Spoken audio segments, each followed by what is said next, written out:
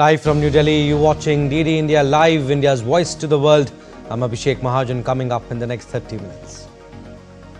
Iran-Israel ceasefire comes into effect from 9:30 IST Tuesday. Trump urges both sides to not violate. Both sides say will respond forcefully to any ceasefire violation. 326 Indian nationals evacuated from Israel under Operation Sindhu. 2,295 Indians brought home from Iran too. Health warnings issued as potentially life-threatening heat wave envelopes eastern US. High temperatures forecast in Washington, Baltimore, Philadelphia, New York and Boston. And in sports, England need 350 more runs while India require 10 wickets as Leeds Test heads into a thrilling Day 5 showdown.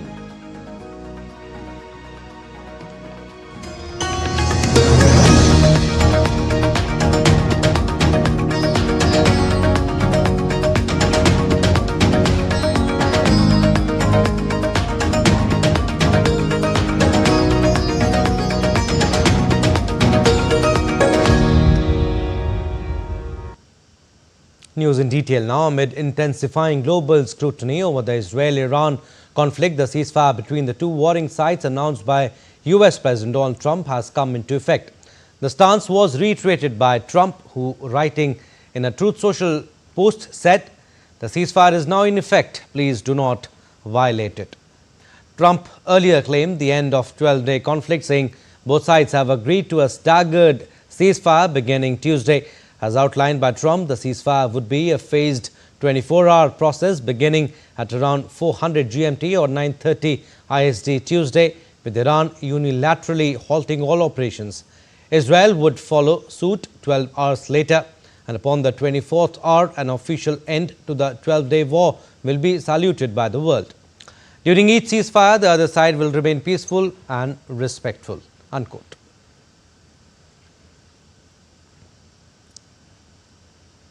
The US President said the world and the West Asia will benefit greatly from the ceasefire he claims to have brokered between Israel and Iran. Trump, in a social media post, stated that both Israel and Iran approached him for peace almost simultaneously. His statement came shortly after he revealed that a US brokered ceasefire had been accepted by both sides. He described it as a pivotal moment not just for the two nations but for the world at large. He added the future for Israel and Iran is unlimited and filled with great promise. We'll see what happens. We've got a ways to go. They should have made the deal. I had a great deal for them. They should have made that deal. 60 days we talked about it, and in the end they decided not to do it, and now they wish they did it. And they want to meet, but it's a little late to meet, but they want to meet, and they want to come to the White House. They'll even come to the White House. So we'll see. I may do that. And Israel has agreed to Trump's proposal for a ceasefire with Iran after it achieved its goal of removing Tehran's nuclear and ballistic missile threat. Prime Minister Benjamin Netanyahu said in a statement posted by his office on Tuesday, he added that Israel will respond forcefully to any violations of the ceasefire. He also thanked President Trump for support in defense and participation in removing the Iranian nuclear threat. PM Netanyahu will deliver a statement later today. Earlier, Iranian Foreign Minister Abbas Araghchi refuted Trump's claim, saying no agreement reached on any ceasefire between Israel and Iran.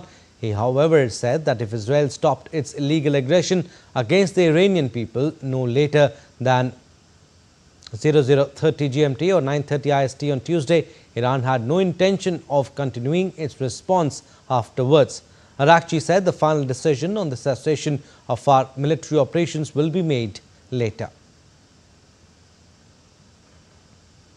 The announcement follows an Iranian attack on US forces at Al Udeid air base in Qatar in retaliation for the US strikes on its nuclear sites. The Qatari authorities said short-range and medium-range ballistic missiles were fired from Iran, which were successfully intercepted by the authorities. The officials confirmed that there had been no impact on the base just outside Qatar's capital, Doha. Iran's Foreign Minister Abbas Araghchi later added that the country is ready to respond again if the US takes any further action. Meanwhile, Trump earlier said Iran had a very weak response and thanked the country's leadership for providing early notice of the retaliatory attack.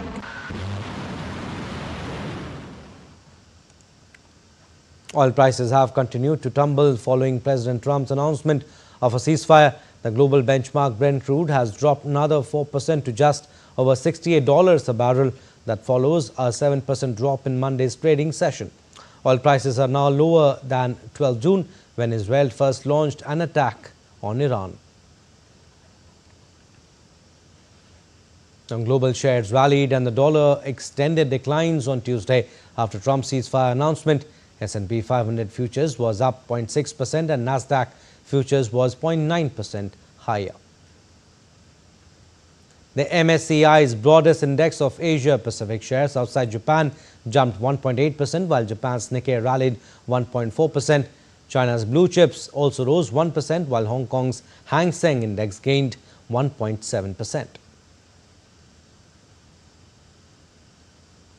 Now, India's Operation Sindhu continues in full swing. An Indian Air Force C-17 flight evacuated 165 Indian nationals from Israel. They were received by MOS Dr. L. Murugan upon arrival in Delhi this morning. The aircraft landed at 8:45 hours today from Amman, Jordan.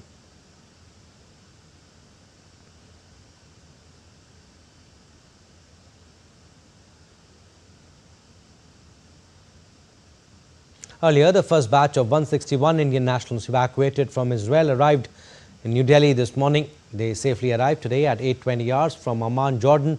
At the airport, Minister of State Pavitra Margarita received them, who said that the safety and security of Indian nationals abroad remains the highest priority for the government.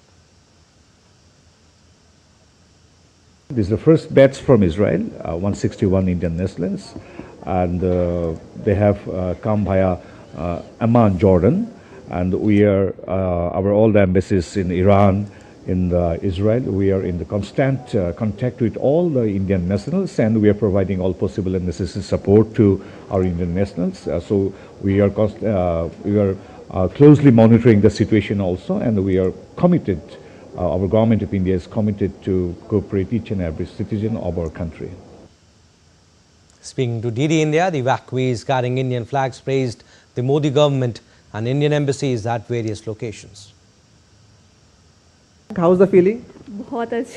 It's a great feeling because it's difficult because we are staying with toddler, so it's quite difficult. But in embassy they helped a lot. It was a very difficult situation, but Indian embassy has a tremendous effort. It's great. Actually, we crossed through 3 different countries: Israel, then Jordan, then Kuwait, and all of the embassies are very effective, very effective. The NATO summit kicks off on Wednesday in The Hague amid soaring global tensions, and at the heart of it all, keeping the unpredictable US President Donald Trump firmly committed to the alliance he has repeatedly threatened to dismantle. For 7 decades, NATO has stood as the bedrock of Western security, but Trump's return to power sent shockwaves through the alliance, threatening to tear apart the transatlantic trust. Now Mark Rutte, the veteran Dutch politician turned NATO chief, finds himself in a diplomatic tightrope walk. His mission? Keep Trump happy, keep the alliance intact, and avoid a historic rupture. The second centerpiece of this summit is a dramatic new defense spending deal. To keep the US engaged, NATO leaders have agreed on a landmark defense spending target: hike the defense budget to a staggering 5% of the GDP, of which 3.5% is earmarked for core military needs, with the remaining 1.5% will be spent on broader security measures like infrastructure and cybersecurity. The defense investment plan that allies will agree in The Hague introduces a new baseline: 5% of GDP to be invested in defense. This is a quantum leap that is ambitious, historic, and fundamental to securing our future. The new defense investment plan is the key deliverable for this summit and will be decisive when it comes to ensuring effective deterrence in defense. Deep divisions still persist in NATO. Spain initially balked at the 5% target, sparking fears of a fracture, but Rutte insists no country is exempt. Of course, they have the sovereign right and also the flexibility to determine their path for delivering on the NATO commitments. That means how much they will spend annually, and this is exactly what we are doing. The big difference from the Welsh pledge in 2014 is this, that there will be annual reports on what nations are spending, there will be regular reviews on what is happening. British Prime Minister Keir Starmer and European leaders like France's Emmanuel Macron and Germany's Olaf Scholz have stressed that Europe must rearm to face its security challenges, not just to satisfy US demands. Thank you. Meanwhile, Ukraine's President Volodymyr Zelensky finds himself sidelined, downgraded from center stage to mere attendee, reflecting the alliance's delicate balance act. Leaders aim to push for a ceasefire and ramp up pressure on Russia while avoiding direct mention of Ukraine's NATO membership bid, which Trump opposes. The summit also seeks to send a clear message to Moscow that NATO stands united, despite previous US criticism and shifting global priorities. Washington's review of its troop deployments in Europe is looming, with potential troop withdrawals as the US pivots focus to China, but no announcements are expected at this meeting. Japan joined other Indo-Pacific countries, South Korea and Australia and New Zealand in skipping the summit, though Trump had wanted to hold a summit with the IP4. Bureau Report, DD India. Escalate in 2025 with carbon dioxide levels reaching a record 422 parts per million. Europe is sweltering under an unrelenting early summer heat wave with temperatures shattering records. In Paris, the mercury soared to 31 degrees Celsius, prompting heat alerts across France. London experienced its hottest day of the year, reaching 32 degrees Celsius, a full 10 degrees above the seasonal average. Meanwhile, in Andalusia, Spain, watermelon farmers rushed to harvest under blistering 40 degrees Celsius heat, using watermelon slices and hats to stave off the scorching sun. Researchers warn the world may have already crossed the critical 1.5 degrees Celsius warming threshold. Scientists warn that unless emissions are rapidly curbed, the coming decades will bring even more dangerous extremes.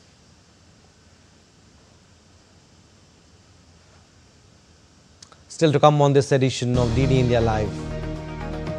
Surat rain breaks 40-year record. City paralyzed after 9.53-inch average rainfall in 14 hours. Amazon to invest £40 billion in UK over 3 years. And we will take you to Legoland, depicting plans of an upcoming marvelous tunnel.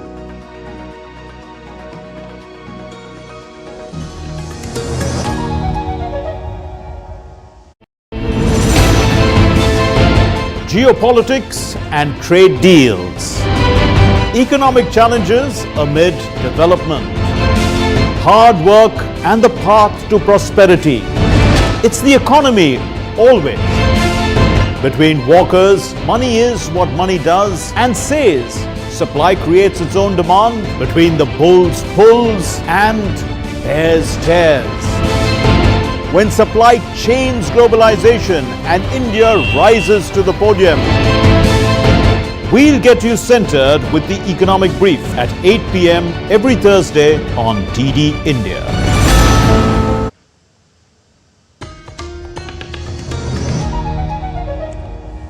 Welcome back. You're watching DD India Live. I'm Abhishek Mahajan. Some more stories. India's National Security Advisor Ajit Doval held a crucial meeting with China's Foreign Minister Wang Yi in Beijing. During the meeting, both sides reviewed recent developments in India-China bilateral relations and underscored the need to promote the overall development of the India-China bilateral relations, including by fostering greater people-to-people ties. India's NSA also emphasized the need to counter terrorism in all its forms and manifestations to maintain overall peace and stability in the region.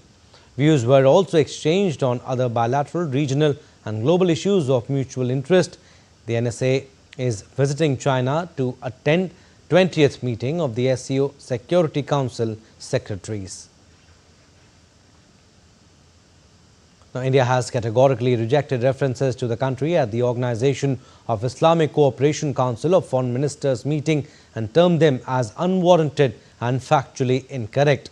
External Affairs Ministry said that these statements driven by Pakistan, which has turned terrorism into statecraft, reflect the continued misuse of the OIC platform for narrow political ends. It said the OIC's repeated failure to acknowledge the real and documented threat of terrorism emanating from Pakistan reflects a disregard for facts and the global consensus on the fight against terrorism. New Delhi further stated that the OIC has no locus standi to comment on India's internal affairs, including Jammu and Kashmir, which is an integral and sovereign part of India. India said the comments made by Pakistan at the OIC meeting are an attempt to deflect international attention from its own record of state-sponsored terrorism, minority persecution, sectarian violence and failure of governance. Now, India's Minister of State for External Affairs, Kirti Vardhan Singh, met Maria Manuela dos Santos Lucas, Foreign Minister of the Republic of Mozambique, in Maputo.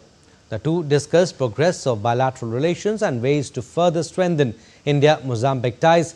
In recent years, India-Mozambique economic relations have steadily deepened and expanded mainly through greater involvement of Indian companies that have invested heavily in the energy resources, for Mozambique. Weather updates now. India Met Department has forecast an increase in rainfall activity with isolated heavy to very heavy falls over northwest India from 25th June onwards. Heavy to very heavy rainfall activity is likely to continue over many parts of central, east and northeast India during the next 7 days. Besides this, the IMD issued a red alert for extremely heavy rains in Madhya Pradesh and Rajasthan. Met Department said conditions are favourable for further advance of southwest monsoon over remaining parts of North Arabian Sea, some more parts of Rajasthan, Punjab, some parts of Haryana, Chandigarh and Delhi, remaining parts of West Uttar Pradesh, Himachal Pradesh and remaining parts of Jammu during the next 2 days.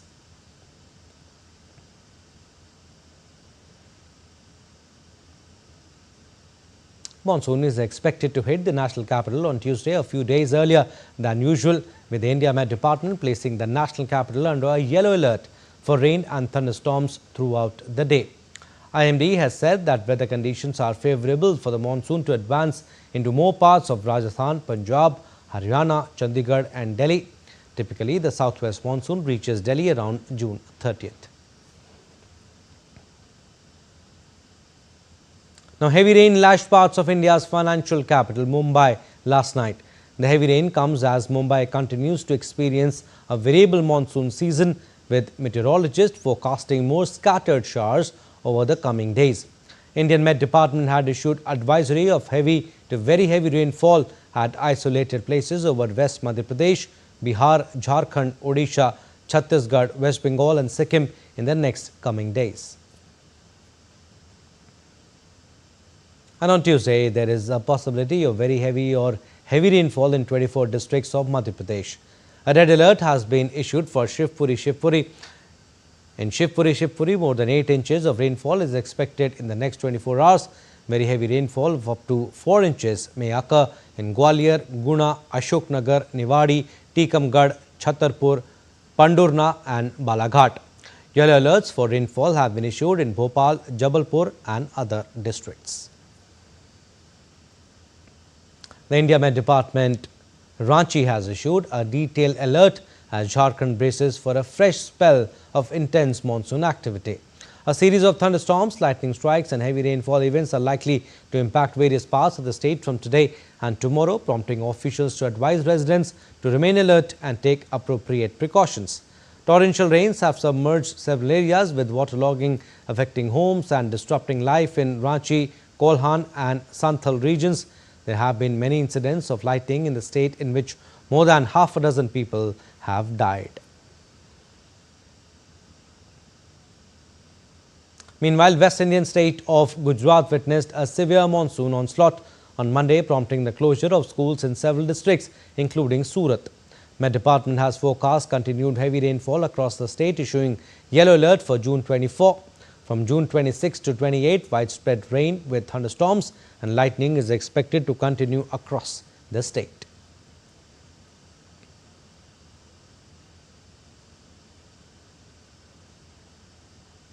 Well, business updates now. The U.S. House Chief Administrative Officer has officially banned WhatsApp from all government-managed devices used by congressional staffers, citing data security concerns. The notice said the Office of Cybersecurity has deemed WhatsApp a high risk to users due to the lack of transparency in how it protects user data, absence of stored data encryption, and potential security risk involved with its use. Meanwhile, Meta disagreed with the move in the strongest possible terms, a company spokesperson said, noting that the platform provides a higher level of security than the other approved apps. Earlier, the House has banned other apps from staff devices in the past, including the short video app TikTok, due to security issues. Online retail giant Amazon will invest $54 billion in the UK over the next 3 years. In a bid to kickstart the economy, Prime Minister Keir Starmer met Amazon CEO Andy Jassy last week. He called this announcement as another major win to Britain's basket.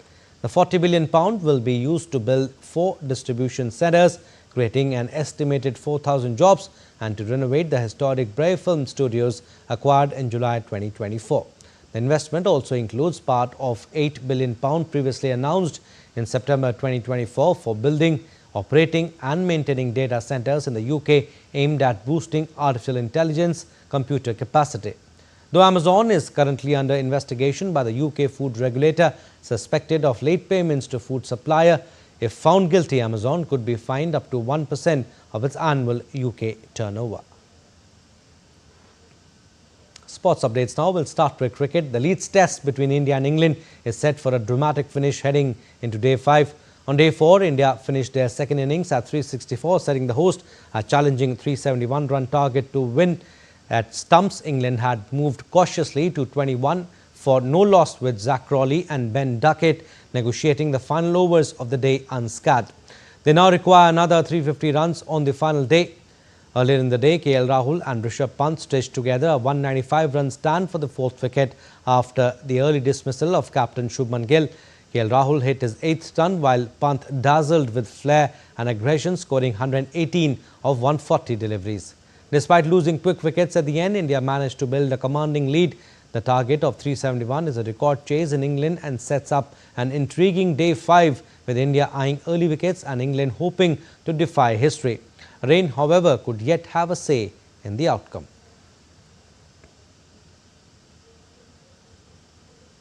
Now, Legoland inaugurates exhibit of tunnel linking Denmark and Germany.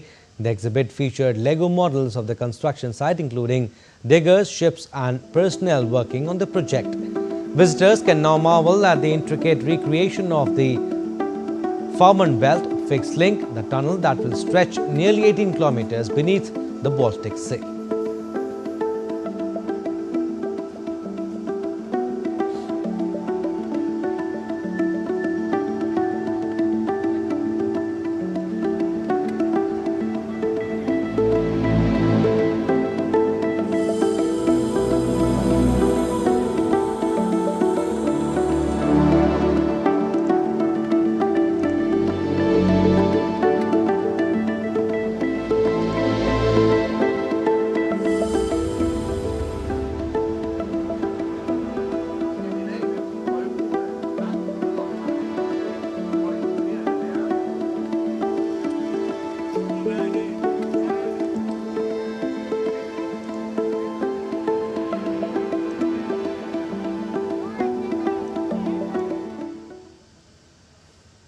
Well, that's all we have in this edition of DD India Live, but do let us know your thoughts on the news of the day. For those on the go, you can get all the latest news and updates from India and across the world on DD India mobile app. The app is available on both Android and iOS. Scan the QR code on the screen to download now. And we'll be back with more news as it breaks here on DD India. I'm Abhishek Mahajan. From all of us here in Delhi, thanks for watching DD India Live.